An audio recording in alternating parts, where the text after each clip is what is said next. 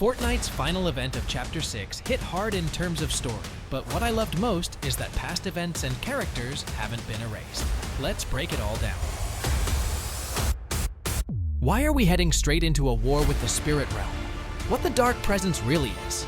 And what role is OXR about to play? As expected, Fortnite is pushing for a connected storyline, where NPCs aren't just lifeless bots, but actual pieces of the lore. That's why the final event of last season directly shaped what's happening on the island right now.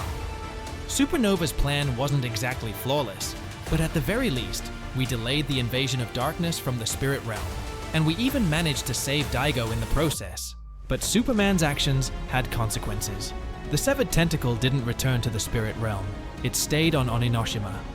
Collapsing onto the island, its blood began attracting swarms of insects.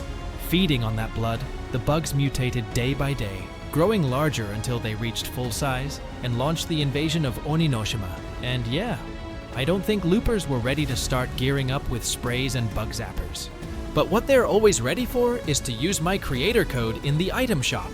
Appreciate the support. Looking back at the event, there was one chilling detail. Right after summoning the tentacle, Daigo said, "Serve your master." He bowed to the creature, and in that very moment, his body went limp. Almost as if the Dark Presence had left Daigo and transferred itself into the tentacle to control it directly. Daigo is no longer a servant of the Dark Presence. He's been freed from its control. But even after we severed part of the Kraken's tentacle from its body, the smaller eyes kept following us. Getting closer to the octopus-like creature's structure, you can spot storm-like vortexes swirling across its skin, almost identical to the ones seen on storm monsters in Save the World, even the Storm King himself. Rumors in the Fortnite community suggest the entity we saw might have originally come from the Save the World reality. Personally, I doubt Epic would ever tie the main storyline of Fortnite to Save the World, but if they did, it would be absolute cinema. Talking with Night Rose after the event, she confirmed that the tentacled creature wasn't the Dark Presence itself, just one of its attempts to force its way onto the island. And then came the start of the shock and awesome season, when the Fortnite island turned into a web of slimy nests, unleashing mutated bugs from beneath the surface. They wasted no time swarming on Inoshima. But what are these bugs, really? Spirit Realm bugs first appeared back in Chapter 2, Season 6, in the Batman and Fortnite crossover comics. That was when Voyager jumped into the 0 point and was torn across countless realities. One of those realities was crawling with bugs. What's interesting is their color scheme was nearly identical to an old Asmodeus backbling, and his name has already popped up multiple times this chapter in connection with the ancient masks of power. Maybe those comics were a glimpse into the bug's home reality, or maybe it was just a coincidence. One thing that isn't a coincidence, though, is the chrome on their wings. It's the exact same shade of chrome that Fortnite used back in Chapter 3, Season 4. And that can only mean one thing. Bugs, known as the Swarm, can break through from the Spirit Realm into our island without even using a portal. In other words, they're not just invading, they're evolving. Soon we'll see the return of the giant Kraken. And this all but confirms that the bugs really do come from the Spirit Realm. Right now, mutated swarms are spreading wildly across Oninoshima. But what if, halfway through, their behavior changes completely? Imagine them gathering in one place, and then the Dark Presence, using the power of the 0 point shard, takes control, commanding the Onimorphs. That's their true name, and it likely marks them as a new breed of Spirit Realm demon. Spirit Realm has sent insect-like demons instead, so the Onimorphs aren't just rocking chrome wings. There are a bunch of other traits tying them directly to the last reality. First, the Bomber, the biggest bugs outside the Queen. Their faces and patterns almost perfectly match the design of the mothership. Bang event in Chapter 4, Jones completely changed. His cheerful attitude turned into bitterness, exhaustion, even carelessness. Nothing like the Agent Jones we knew. So what if Sloan went through the same thing, becoming something entirely different? One clue comes from the OXR needs you loading screen. On it, you can spot similarities between OXR armor and Sloan's old combat suit. The flying ships in the background look a lot like Mix season. Hope's graffiti teased her return to the storyline. Even more interesting, for over a year, Fortnite surveys have included a brand new Sloan skin, insect-inspired with chrome accents. Why is that important? Because OXR operates almost exactly like the Imagined Order did. They're a military-style group that's been fighting swarms on Oni-Noshima for generations. They've built their own outposts and strongholds to keep the island's extermination rangers. The group has 3 leaders, a new version of Battlehawk, Agent Patch, and Onyx Winter. OXR has existed on the island for a very long time, generations, even dealing with past invasions before returning now to wipe out the Onomorphs for good.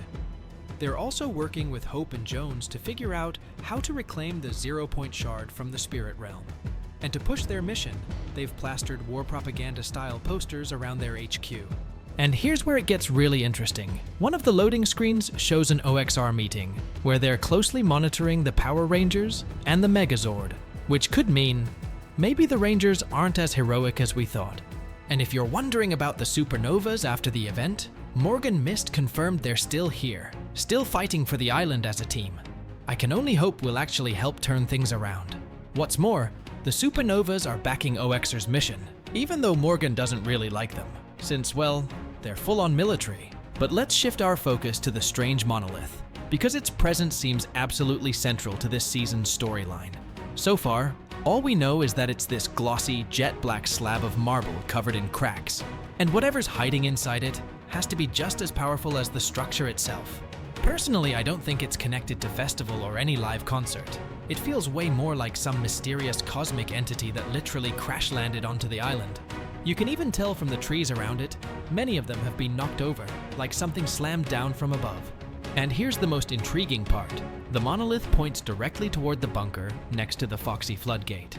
Right now, and if you want to stay caught up on everything new in Shock and Awesome Season, here's full breakdown. The moment you jump out of the battle bus, the first thing you'll notice? The island's been completely invaded by bugs. They've taken over some of the biggest POIs this season, and wow, the bug invasion really flipped things around. The first thing that hits you? A brand new biome stretching from the center of the island all the way up north. And here's the weird part. Every major bug hotspot is way far from the severed tentacle of the Dark Presence. Yeah, the first wave crawled out near the Demon's domain, but their main hive? Totally on the other side of the island. Why Epic decided to do it that way? No clue. That said, even Dago's old hideout isn't exactly bug-free. After the place got wrecked, a smaller colony set up shop there. Now, about the biome itself, not exactly what I pictured. I thought we'd get some Spirit Realm vibes, purples, eerie lighting, a sense of mystery. Instead, it's like someone dumped a Blue Lagoon cocktail over everything. Bright, high contrast, flashy, and honestly feels more like a neon beach party than a creepy infestation zone. At least the water here's useful. You can restore HP and a bit of shield, up to 30. Next stop, the Hive. Bring bug spray and a respirator, because this place looks like it got yanked straight from an alien dimension. No buildings, no signs of civilization, just cocoons, tunnels, and bugs. Lots and lots of bugs. Speaking of forgotten details, remember that creepy statue with glowing eyes? First it was chilling at the bottom of a pond, then someone built Fletcher Kane's mansion on top of it. I kept thinking it would finally play off in the storyline, but nope. Epic just left it there. And once again, I'm reminded how lately they've been dropping cool hints and then completely ignoring them. Overall, the Hive POI looks great, and that's where the real infestation goes wild.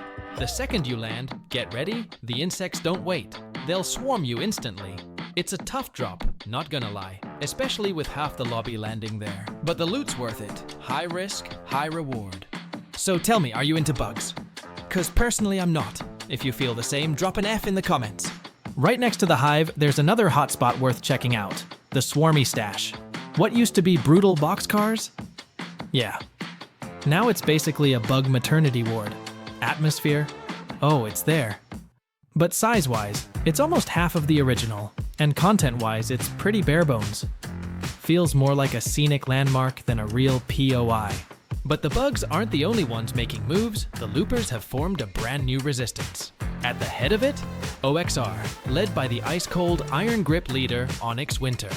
Their HQ sits on a hill right next to the Supernova Academy, and honestly, gives me serious Chapter 2, Season 3 Authority vibes. Old school players know what I mean. And turns out, this ain't OXR's first rodeo with the bugs from the Spirit Realm. According to General Onyx Winter, generations of OXR Rangers have been hiding in the shadows, waiting for the hive to return. Even her own father was part of it. Feels like one of those we knew all along moments. But somehow no one told us. Smells like another storyline hole to me. But most importantly, this is where the black market's hiding. And yeah, it's legit. You can spend your gold and grab some of the season's best gear right away, no grind needed. But don't think it's the only black market, they're scattered all across the island. Just open your map and you'll see the icons.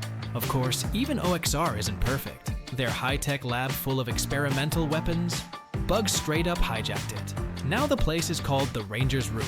And no, not those Rangers. Used to be an OXR stronghold until the bugs took it over. Now it's crawling with them, but it's also a massive zone with solid loot. Worth checking out. For the record, this spot used to be Crime City, so condolences to its fans. Next up, Demon Debris got a full makeover. Not a brand new POI technically, but the place evolved hard. Now it's fully under bug control and yeah, they've taken over everything.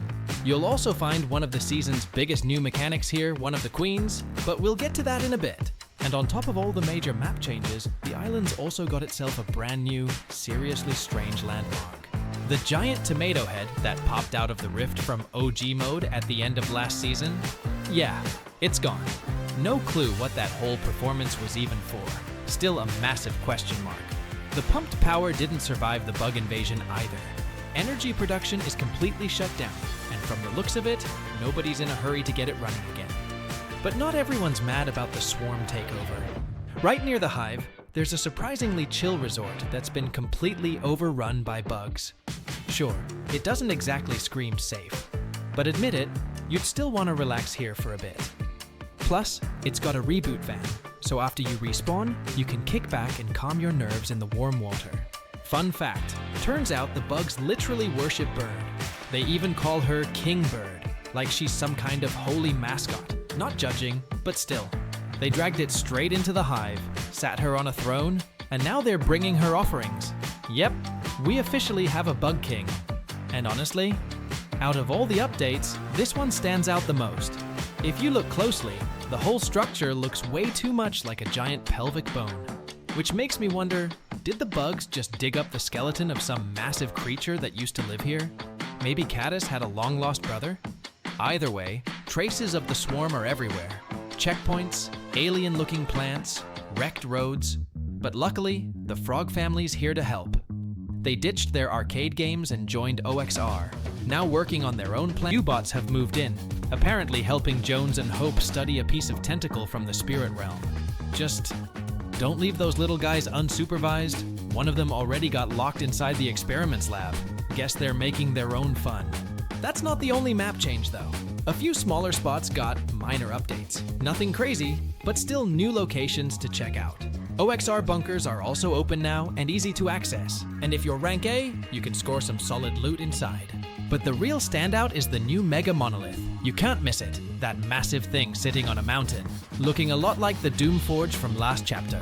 No interactions with it yet. Nothing happens when you hit it or shoot it. But keep your eyes on it, it's tied to the final event of the season and the entire chapter. And yeah, it's gonna be huge. We've already got some massive leaks tied to this monolith, so if you want a full breakdown, drop your mythic like, and we'll cover it in the next videos. Around the map, especially in OXR controlled zones, you'll also find new OXR cases, basically upgraded chests packed with high-tier loot. Naturally, OXR needs our help to wipe out these swarms of bugs. And for that job, there's one weapon that stands out, the Lead Spitter 3000. Easily one of the sickest guns this season. This beast introduces a brand new recoil mechanic where the crosshair moves independently from your view. So yeah, it's not the easiest thing to handle.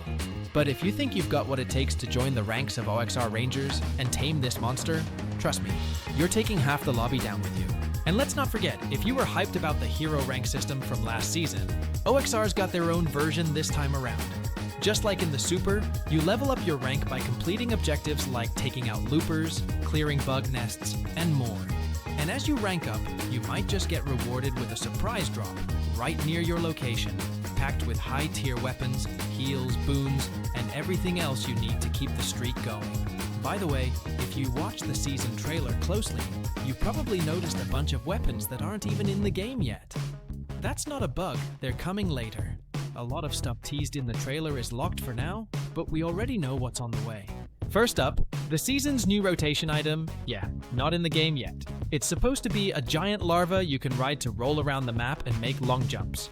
Basically, this season's Cube Surfer, but it's not out yet.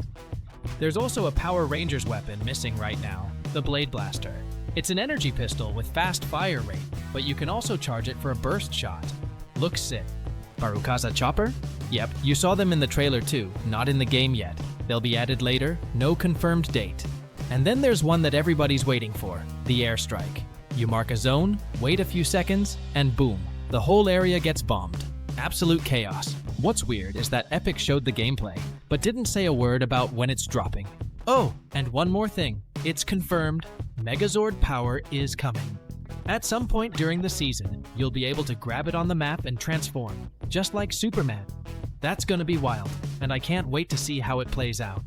I'm pretty sure anyone who just jumped back into Fortnite this season has no clue what's going on. Bugs? Daigo? Spirit Realm? Yeah, I get it. It's a lot. So here's a quick recap before we figure out what's coming next. Chapter 6 kicked off when a zero-point shard crashed into reality 783. Thousands of years ago, this place was home to them, but local clans banished the demons to the Spirit Realm and sealed the gates. Everything stayed quiet until that shard hit and shattered the seal. Suddenly, demonic energy started leaking out again. That's when two big threats showed up, the mysterious Shogun and the possessed Night Rose. The darkness from the Spirit Realm wasted no time snatching up the fallen shard, because it holds insane power. Trying to stop the nightmare before it spread, the Demon Hunter family, Jade, Kendo, and Daigo, teamed up with Jonesy and Hope, who had arrived searching for the shard. Daigo, the cocky older brother, decided to fight the Shogun alone, and actually won. Knowing the shard wouldn't be easy to protect, Hope and Midas, who somehow also ended up on Oninoshima, launched a secret vault project. But then, everything went wrong. Drunk on his victory over the Shogun, Daigo fell under the mask's influence, became possessed, and joined the side of darkness. All last season, he drained the island's life force to open a gate for the dark presence itself. Loopers managed to stop him temporarily thanks to the Supernova Hero program, which awakened after the reality pulse. But even though we won that fight, the damage was already done. The dark presence's blood seeped into the ground, awakening a swarm of demonic bugs. And in this fight, our biggest ace is an organization called OXR.